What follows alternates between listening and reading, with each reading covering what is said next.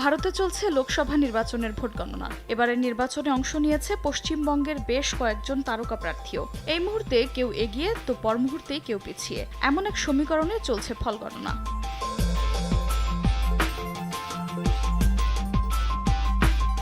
চলচ্চিত্র জগতের যেসব অভিনেতা অভিনেত্রী প্রার্থী হয়েছিলেন তাদের মধ্যে এখনো পর্যন্ত তৃণমূল কংগ্রেস সমর্থিত প্রার্থীরাই বেশি এগিয়ে। এর মধ্যে আছেন অভিনেতা দেব, শতাব্দী রায় ও সায়নী ঘোষ। তবে তৃণমূল কংগ্রেস সমর্থিত প্রার্থী হয়েও দিদি নাম্বার 1 খ্যাত রচনা ব্যানার্জি বেশ পিছিয়ে আছেন।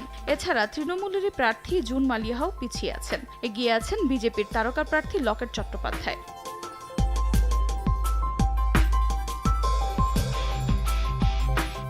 পশ্চিমবঙ্গের লোকসভার আসন 42টি। বুথ ফেরত ভোটের আভাস ছিল এর মধ্যে সর্বোচ্চ 27টি পেতে পারে বিজেপি, কিন্তু আভাসের পরিবর্তন ঘটে। ভোট গণনা শুরু হয় বাংলাদেশ সময় সকাল 8:30টায়। বেলা 11টায় দেখা যায় 28টি আসনে এগিয়ে তৃণমূল কংগ্রেস, আর বিজেপি এগিয়ে 12 আসনে, আর বাকি 2টি আসনে এগিয়ে কংগ্রেস।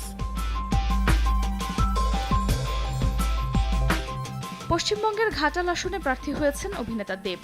তার প্রতিদ্বন্দ্বী আরেক অভিনেতা হিরণ চট্টোপাধ্যায়। তিনি প্রথমে এগিয়ে থাকলেও পরে পিছিয়ে গেছেন। বীরভূম আসনে এগিয়ে আছেন অভিনেতা শতাব্দী রায়। এই আসনে তিনি এর আগেও সংসদ সদস্য ছিলেন। যাদবপুর আসনে এগিয়ে আছেন আরেক তৃণমূল প্রার্থী ও অভিনেত্রী সায়নী ঘোষ। তিনি 20,000-এর বেশি ভোটে এগিয়ে আছেন। তবে রচনা ব্যানার্জি হুগলি আসনে পিছিয়ে আছেন। এই আসনে এগিয়ে আছেন বিজেপি প্রার্থী লকেট চট্টোপাধ্যায়। এছাড়া মেদিনীপুরে পিছিয়ে অভিনেত্রী জুন মালিয়া।